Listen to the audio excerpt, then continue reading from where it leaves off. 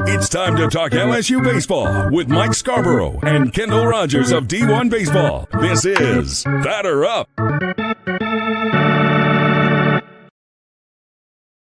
All right, here we go. LSU now ranked #1 in the country and by D1 Baseball, and we've got Kendall Rogers here to talk about it. LSU with a sweep in Texas last week, and I know you and I talked about it. In fact, I kind of wanted to see about getting your guy Aaron Fitt to join us today, but I know you were in Houston as well, but kept an eye on everything all weekend. Sure. But big shakeup in y'all's top 25, and I've never seen a school drop 13 spots in a week. I'm sure you're a real liked guy right now in East Texas. Yeah. I tell you what, it's really interesting when you look at the landscape of college baseball right now. I mean, A&M was a team, coming into the season that obviously we all had pretty high expectations for. When you look at their lineup, even their returning pieces on the mound, and certainly they've pitched well. But this is a team that's dead last in the SEC in hitting. They're dead last in the SEC in fielding. And, when both those things are going bad, you're not going to have a lot of success. So, they're talented enough where we could be looking in a month from now and going, man, like how in the world were they playing like that a month ago? But, yeah, I mean, it's kind of like – get it together. Yeah, they should get it together. But I've got to see it to believe it. I really – I don't want to say that team is ultra fragile, but I want to say that – they host Alabama to start conference next week, and Alabama is off to an awesome start. Justin LeBron, I think, has 9 or 10 bombs already for them. If they win that series over Bama at home, I start to feel much better about them. If they lose that series, though, I could really see things kind of spiraling for them. So very little margin for error. Elsewhere in the rankings, it was really interesting. We moved LSU up from 2 to 1. A lot of Tennessee fans were unhappy about that. And frankly, like whatever, like it's rankings, people call it clickbait. And I see the reasoning that Tennessee is #1 by everybody. But we had LSU #2 ahead of Tennessee, and they had an undefeated week. So, I mean, we moved LSU up from 2 to 1. I mean, it's not rocket science. I watched your guys' show discussing that topic, and I agree with all of y'all's takes on, whether it could be flip a coin between LSU and Tennessee, but or doing the logical thing and just moving people up. Tennessee certainly got an argument, but look, the rubber's going to hit the road soon enough, and exactly. I mean, we get into conference play, like, dude, like, let's be honest. I mean, I love the time we put in our rankings, but like. Does it really matter who's #1 on March 6th? I can promise you Jay Johnson doesn't care. Well, when LSU was down 9-4 the other night to North Dakota State, I was in a group chat and I said, oh, man, right after Kendall Rogers are taking grief from Vol fans, I said, but watch LSU's going to come back and win this game. And sure enough. Oh, yeah, I had like, I mean, I know this sounds like, oh, of course you say that, but like I had like zero doubt that was going to happen. Like, they're going to get into like the NDSU's bullpen and they'll come back. But, I think it's actually good for a team like that to get challenged in a midweek game in that fashion. Because, in a midweek game like that, I'm guessing the crowd probably wasn't huge. It was probably kind of a laid back, quiet night. And a lot of times when you get down like that, it's really difficult to kind of rally the troops, and they were able to do that. So I actually think that showed me a little something about this team. Well, the thing you also have to realize about LSU, look at all the games they played in what, 7 to 10 days? You had the Omaha series, then you had this rescheduled game with Nichols on the Monday, which pushed you a day back from getting to Texas. Then you play Dallas Baptist and then the Frisco tournament.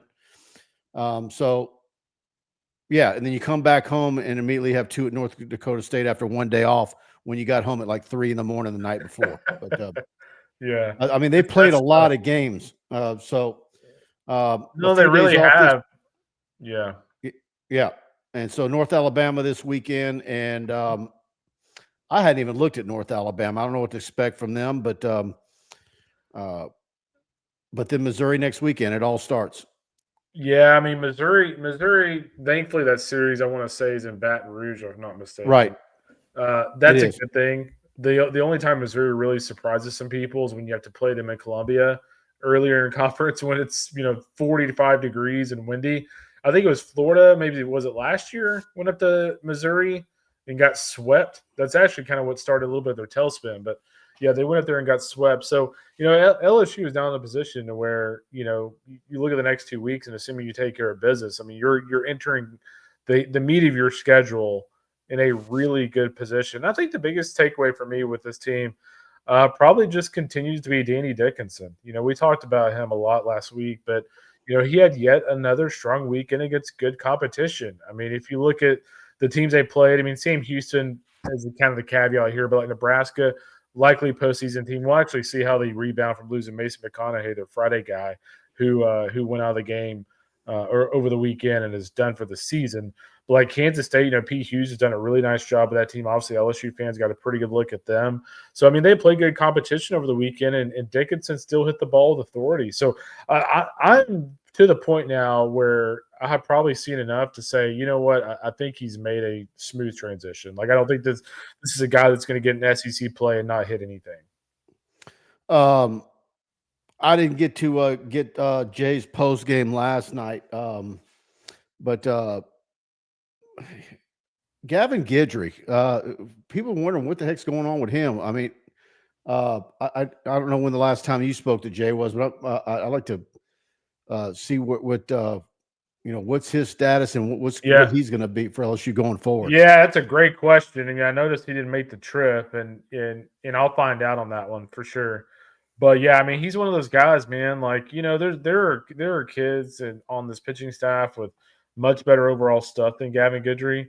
But I mean, he's just one of those guys that, like, when he goes in there, like, he thinks he's 6'10", 250 with 100% muscle. Like, that's just kind of who he thinks he is, and that's a really strong trait to have in a reliever. So obviously, you hope to have him back. I would assume if it was some sort of deal where he's done for the year, Jay would have already announced that. Jay's kind of one of those people, like, if somebody's done for the year, he's not going to sit there and hide it. Like, he's going to tell you.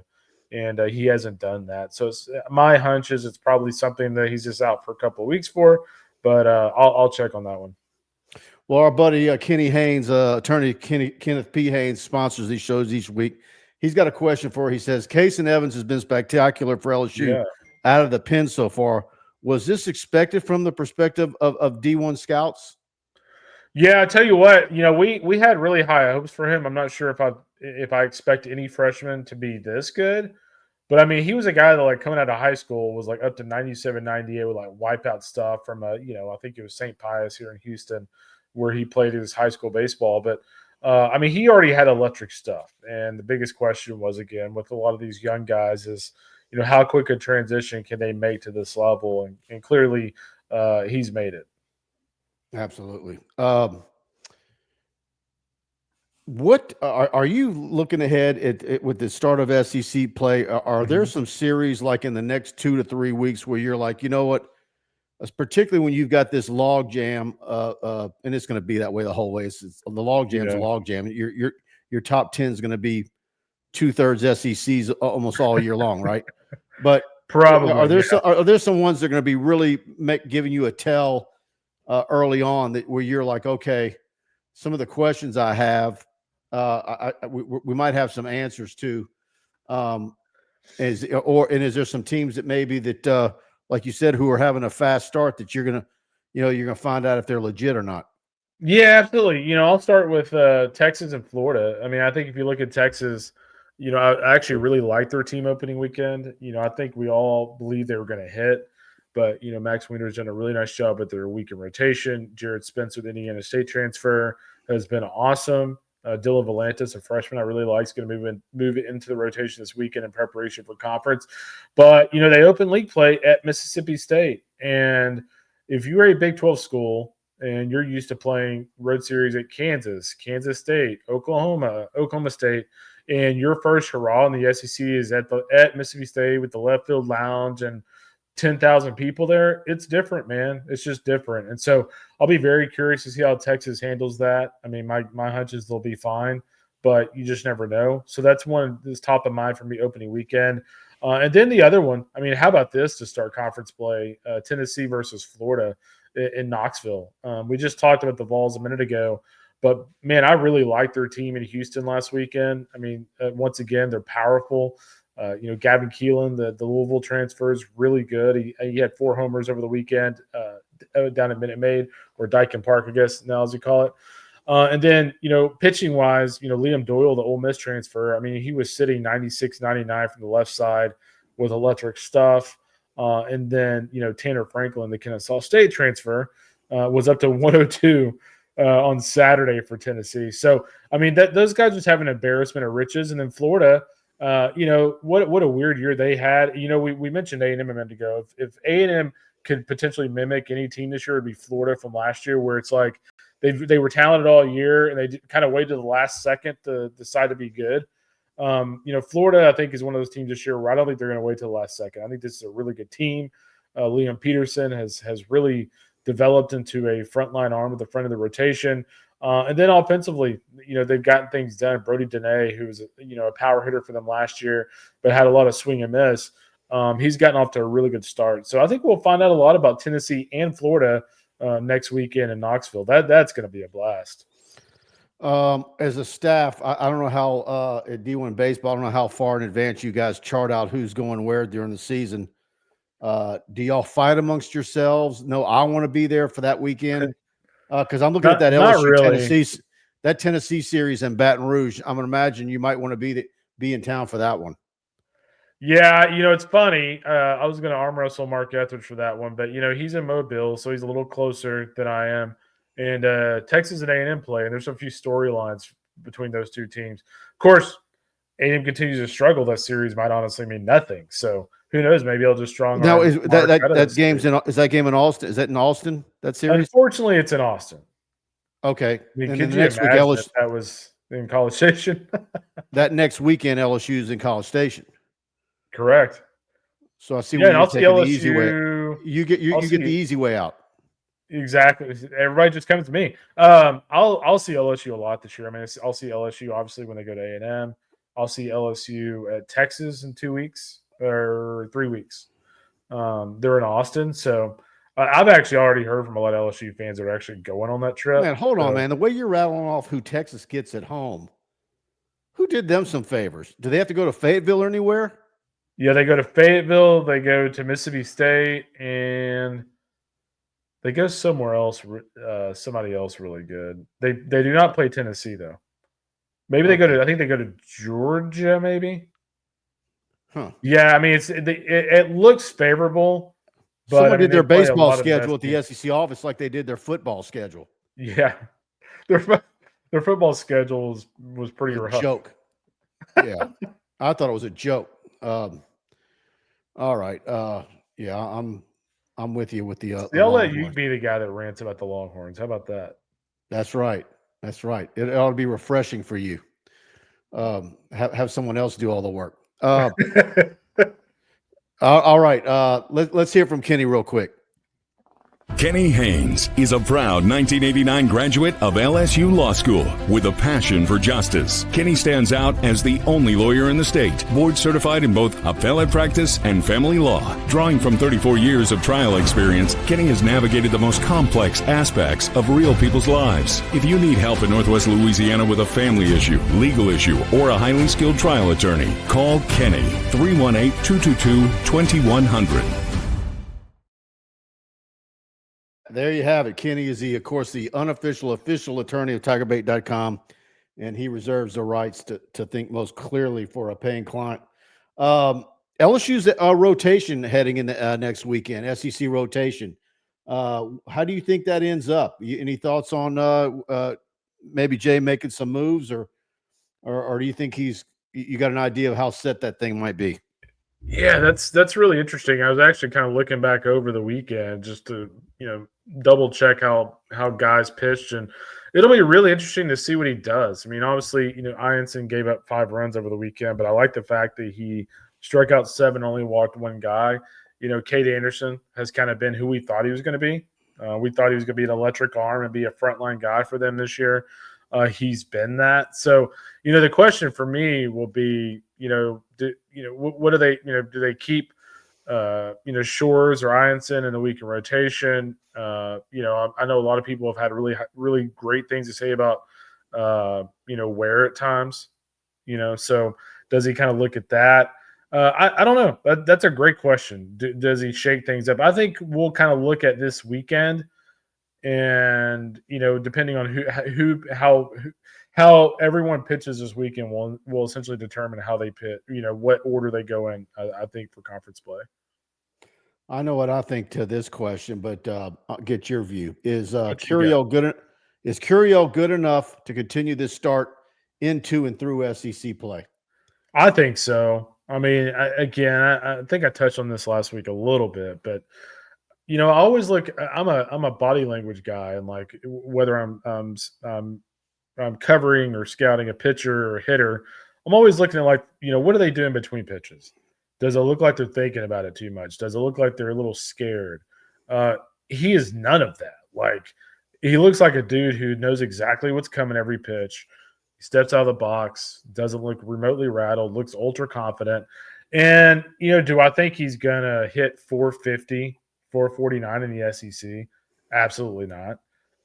Do I think he can hit well over 300 in the SEC? Absolutely.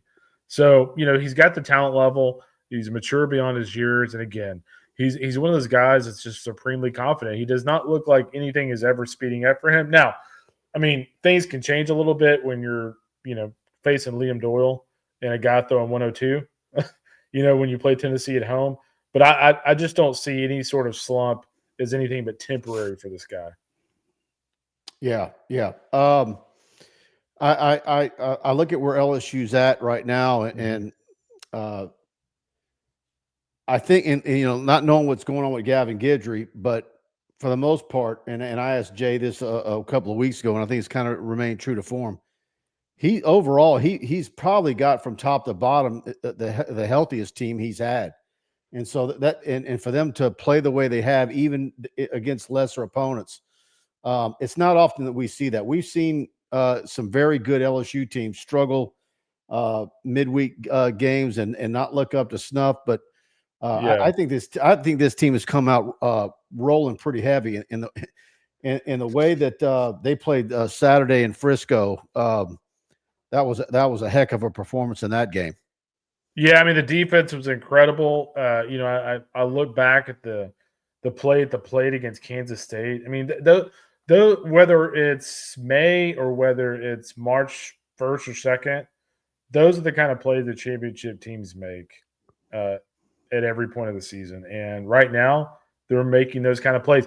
They have a belief system at this point with this team that even if we're down, even if we've got to throw a guy out at home at the last second to at least keep the game still alive, like, we can do it. And there are a lot of teams out there that are not in that position right now.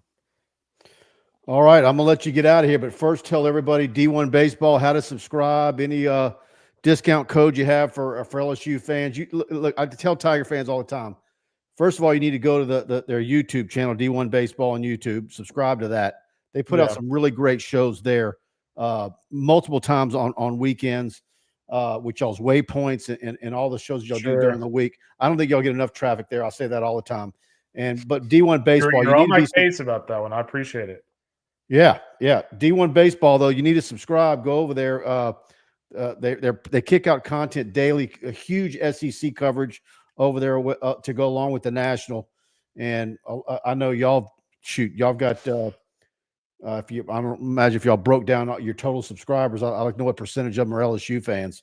A lot of LSU fans. I'll say this too, and I need to bring this up just because, obviously I had a lot of people reach out over the weekend. Was it early on Friday, like the first couple 2 or 3 innings, we had some streaming issues, and people weren't happy, and I don't really blame them. To be honest, I wasn't very happy about it. I will say this, a lot of people have kind of been asking, hey, as you continue to learn new things in streaming and this and that, we're definitely taking a lot of steps to make sure those kind of issues don't arise again.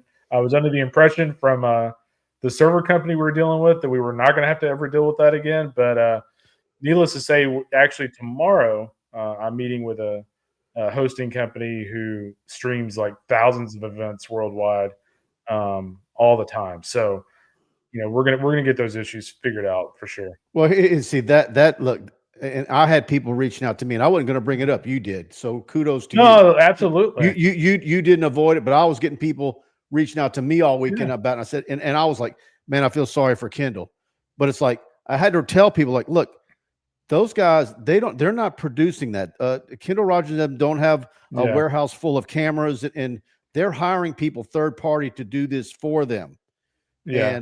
And so, well, there's two trains of thought here, Mike. I mean, number one, we're not producing it, but ultimately the buck stops here, right? Like if we're hiring people, it's up to us to hire the people. So I get why people are disappointed. I did have like some people like emailing me going, "Hey, you need to get the the left field camera at tournament B to like focus in on something." I'm like, dude, I don't have control over that. But at any rate, here's the thing. Here's Kendall. I'll just use this example. Who was the Flow people that did the Dallas Baptist game? Yeah, the Flow Sports. Yeah. Yeah, I don't know who they used, but a lot of people were talking about how their camera, whatever they were doing, and they were comparing it. And I'm like, well, I don't know who they hired. That's a part of it. You live and learn. Well, that's I mean, they're an actual like live streaming corporation.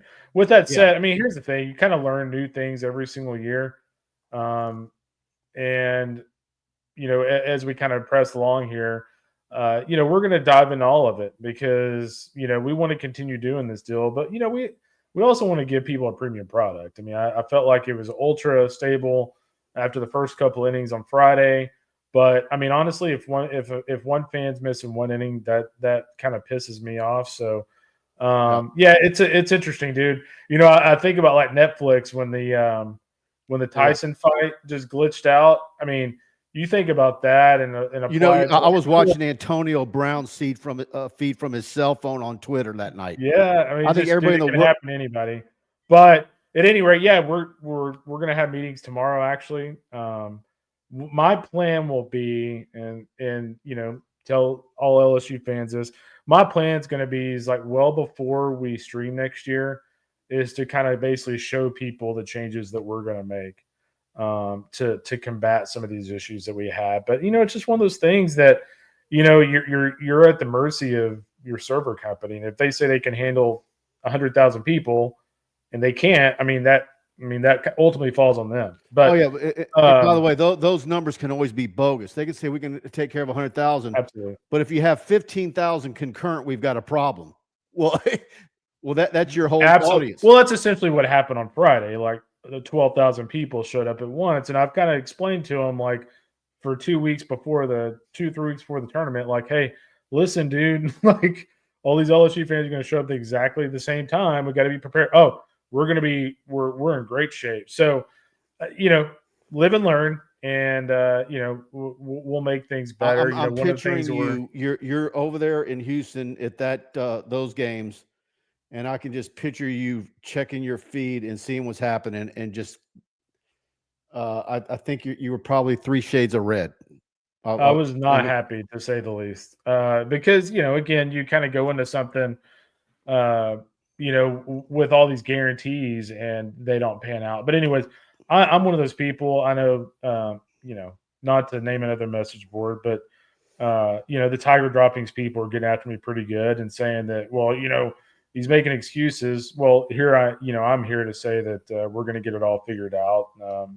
And we've got some things cooking, man. One thing we would like to do, we had Ben in the booth this year. One thing we would like to do for LSU games next year is get Lynn Rollins in there with Ben for the LSU game. So we want to give LSU fans a premium experience. And until that happens, you better book Lynn early, because he does LSU gymnastics. He does LSU softball. Jesus. Okay. Well, I think KP's already on it. So yeah, book him now if you can. Love listening to that guy, man. Yeah, they got T-shirts. Pucker up and kiss that baby goodbye. Alumni Hall selling those T-shirts, and they've had to reprint them like 3 times. Oh goodness! All right, Kendall, man, good stuff, and we'll do it again next week. You got it, buddy. Have a good weekend. Have a good weekend. You too, bud. Bye.